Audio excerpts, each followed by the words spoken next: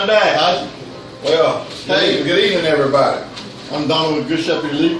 I'm Archie Collins with Protection One Tactical K9. And this is Dog Talk at the table. Dog Talk. Dog Talk. I don't know what we're going to talk about. What do you want to talk about?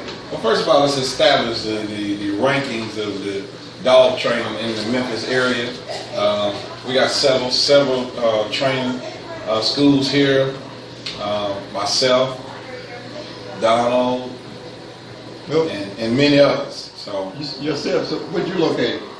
I'm located at 4151. I mean, that's if you want to put it out there. Yeah, 4151 Thomas. We got training academy at 4151 Thomas, Memphis, Tennessee 38127. So can they call you? How can they call you? And they can call me at area code 901-230-4398. I'm gonna send you a bill for that commercial. And we also welcome Good Shepherd Elite. Good Shepherd Elite also live in Memphis. But I'm a trainer, but I'm not as full extreme as Archie is. He's doing a little bit more than I'm doing. I'm just doing a little obedience and some protection work. Archie's doing a little bit of everything you might name it. But we're going to talk about, I guess we just going to play it by ear since it didn't work out the way we planned. Let's talk about why we need to get Memphis, Mid-South area. Like it used to be. Yeah, as far as why do dogs really need to be trained? Why do they need guys like us anyway? What do you think about that, Don? Well, let me see. A lot of them want their dogs trained for personal protection, especially in the streets of Memphis. A lot of robbing going on and people breaking in your house, and believe it or not, a dog is a big deterrent. This is a bigger deterrent than if you had a gun. They'll break in your house faster with a gun than if you had a dog. That's true. That's because statistics show that most homes that's inhabited by canines or some sort of dog that the burglars, they go on to the next resident. That is statistical. That's not me saying it. That's not Don saying it. Those are just statistics across the board there. So yeah, especially if they hear a dog barking, they're gonna move on to the next house. Yeah. So what about pit bulls? Do you train pit bulls for personal protection in your training organization? I mean, I prefer to train a pit bull if it's a puppy that I brought up myself. Really, if it's just somebody got a dog that's 3-4 years old and they just bring it off the street, I can't mess with them because it's a liability. So I don't know what that person's done with that dog. So because of liability, I'm pretty much in the same boat with that. However, we do a number of other things with them as far as training, obedience, agility, problem solving. I get a number of my clients have aggression issues, whether it be dog aggression or people aggression. So they are wonderful dogs. They're wonderful dogs. Society has deemed to put a big X on their back. You know, we get dog bites all the time. We're making calls and stuff, and they don't go out over there. But as soon as a pit bull get a dog bite, bam, it's all over the news and everything. You know, so they got a big X on their back because of what society has deemed them to be. We got a number of people that's got them in the house. It's not bad as it used to be. It used to be bad. That's right. I tell you what is factual though is that ever since that back in the 80s and 70s and stuff like that, they tried to ban the Doberman. They tried to ban the Akita. I think even at one time, you know, they were trying to ban the Rottweiler and stuff like that. That American Staffordshire Terrier, Pit Bull, is the only dog that has made the ban list. Well, across the board, you know, in pretty much a lot of city areas in the country, he has to be moved outside of the city limits and out into the county. And that was a really big shocker to me years ago when that started going out. So.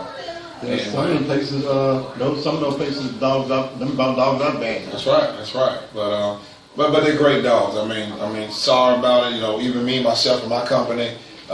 My first day, my insurance company, you're gonna be training pit bulls and for personal protection dogs. And they told me that they deemed me not to do it, so I don't get a chance to do personal protection dogs with the pit bulls and everything. So Hopefully we can get that turnaround here, working with some good trainers in the city and the outside area, because they train them all over the country. So, they're great dogs, just whoever have a problem with them, they have to stand off of them. The ones that don't, they keep on rolling with the breed. So, yeah. Well, I heard there's a few fellas in Memphis trying to get something together in the springtime with the different trainers and do a little friendly competition. What do you think about that? I'm always going to be trying to support the guys in my area. That's just the way it is. We started out years ago and didn't have no support when we was out there doing it. Yeah. Everybody pulled up and they watched and critiqued, and I coulda, shoulda, my dog woulda, shoulda, coulda. Nobody never got in. So we did have a couple of them did compete, but since the dog didn't do good, it was some politics in it.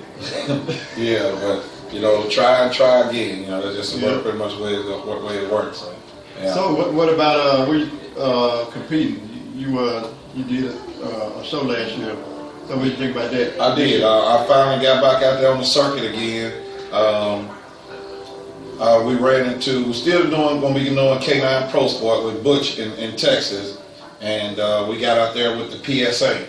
Yeah. And we went to the first show in St. Louis, or Missouri, in the Missouri area. Missouri. And it was fabulous. I met that guy that came, that brought it about years ago. We competed and played with that thing years ago. It was Bradshaw, Jerry Bradshaw. Mm-hmm. And man, I tell you, that thing has grown year round.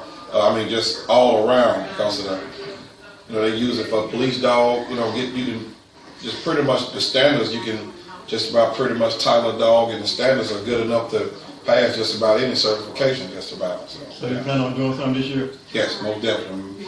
Myself and my student instructors, they are getting ready, and we get a chance to train out now. And we're working on that PSA 1.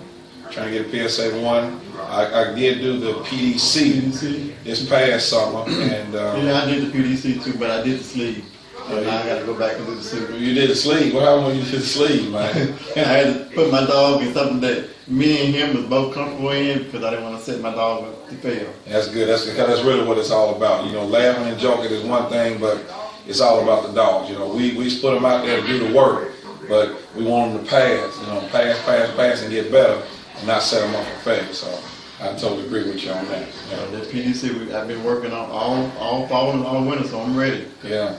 So we should hopefully if I can go to a 2-day trial, I can get my PDC suit Saturday and go for that one that Sunday. Now you doing suit work with the dog? I'm doing a little bit. He's showing me a little potential, so he come along, but I still got a couple more months. Well, the decoy is everything. Your decoy, your agitator, he is the one that's going to make or break or be able to get you to the level that you need to get. Because, of course, we've seen throughout various cities, and we traveled, far and abroad. We see these decoys. They do have this decoy certification, but each decoy work different. Some are harder, some they don't understand that. It's all about the dog out there on the field. Yeah, we want them to do the work that they are supposed to do, but in the event that something goes wrong, a lot of decoys don't know how to get the dogs back. So you just have to be mindful of that when you're working your dog with your decoy. So I've been working on some things, so I got a few tricks up my sleeve, so I'm gonna be ready. Good Shepherd and Protection 1 at the same table. We're gonna try to get over Last Man Standing and a couple of other guys around and get them invited out to our next talk and see what happens. Go around, a few little things. That was a real round table. Yes, sir. Yes, sir. Yes, sir. But we're finna get up out of here, and we appreciate y'all watching us. And this is actually our first show, so bear with us. We're trying to get it together. But if you got any comments on you want us to, you got a problem, you want us to help you with anything, just leave a message. Right. And we'll try to answer best that we can.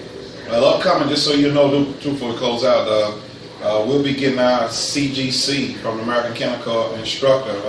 We have 3 instructors at my kennel for K9 Good Citizen, urban, rural, all of those. So that'll be here in the area as well, here just in a matter of a few more weeks. And, I'd like to get some of that. Yeah, that's a great opportunity for you to be able to get that that recognition and be able to present it, as well as the certificate that I'm going to give you to give it to your insurance companies. Say this dog is passed a test that's nationally recognized, you know, with the AKC. So you're gonna be doing all the performing yourself as far as Right. I'll be the head instructor over that, and then I got 2 of my other trainers that's going to be trainers as well for that program. So we actually got that in the making right now, and hopefully we'll get all our paperwork back here in the next couple of weeks, and we'll be doing CGC certification for your dog, whether he's a Schutzhund dog or not even trained for nothing. Just you just got basic obedience. That title is fantastic. Even with your pit bull, if he can pass the criteria that they got, then it's great for your insurance company to recognize that, even get discount rates for what I'm understanding with that. So yeah, we're definitely doing that. I need that. I know years ago when we first got into BP, I had a dog named Striker back then that I couldn't get that on here. Yeah, couldn't get it on. And it's all about socialization. You can train the best personal protected dog, but right now here in 2016, if your dog is not sociable and